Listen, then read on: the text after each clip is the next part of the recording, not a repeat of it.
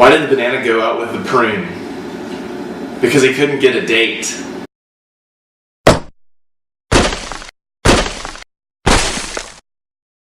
Hey everybody, how you doing? Chris and Nico at Banned In Bama. One more episode and news. So we talked a little bit about SB 153, the homebrewing legalization bill, making it out of committee. It seems like, sorry, I didn't do my homework.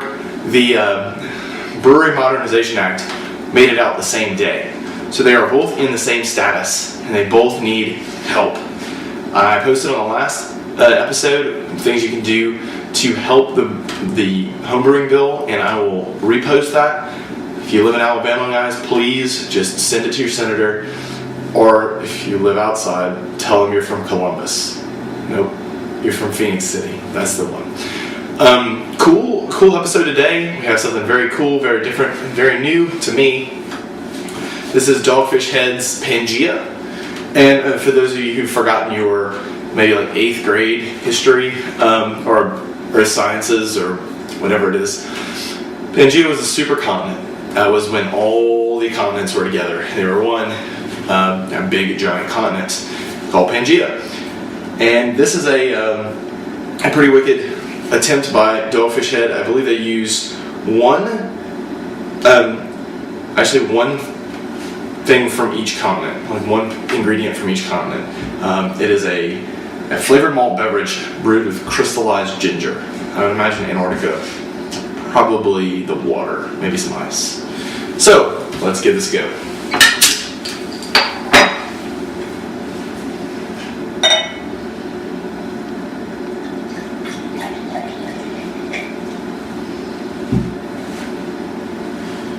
Wow. Super effervescent. There's a lot of bubbles that cling to the side of the glass. A low white head that's fading very quickly, and a very nice golden color once you get past the bubbles. Let's give this a bit of a chance to release anything that it has in it.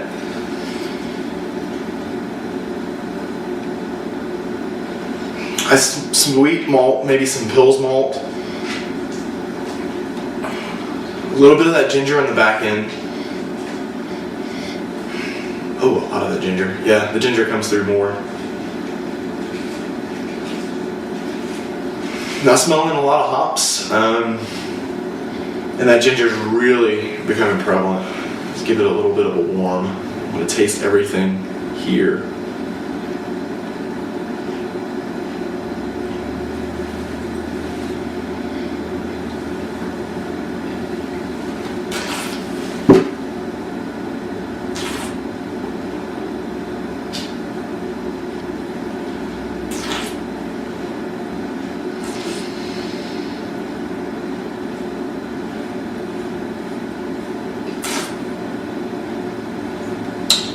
Yeah, very gingery, obviously. You get the ginger on the front and it sticks around in the mid-palate, but then the hop bitterness kind of comes in and finishes, rounds out the palate. You still get ginger on the end. It's still there. It's not really going anywhere. Give this another shot.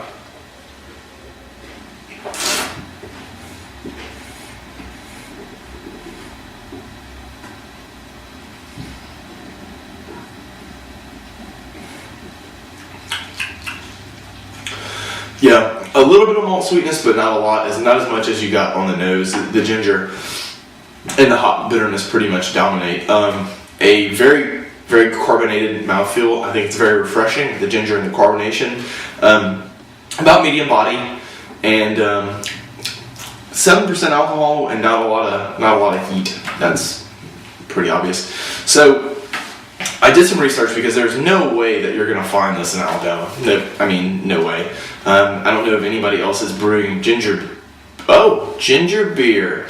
So I went to Kroger and I picked up a normal bottle of ginger beer. And guys, you probably all know this, but I was very surprised. Ginger beer is actually beer brewed with ginger that is not fermented, and I guess it's just force carbonated to make the bubbles. So, ginger beer, available everywhere. $1.29 a bottle. It's a lot more sweet than this, I guess, because the The sugar's still there, and the yeast didn't eat it to make alcohol. But yeah, it's a very similar flavor. And if you get bored, you can always make a dark and stormy with it. So that would be ginger beer and rum. So please go and send a fax or send an email or something. Let's make homebrewing legal. Alabama has taken some great strides in the last year or two to kind of become a more modern state regarding alcohol and beer brewing and beer. Maybe the next big craft beer state. I mean, if you guys help it out, who knows? So, from an undisclosed location somewhere in the Chattahoochee River Basin, I'm Chris D'Amico, and this is Banned In Bama. Cheers.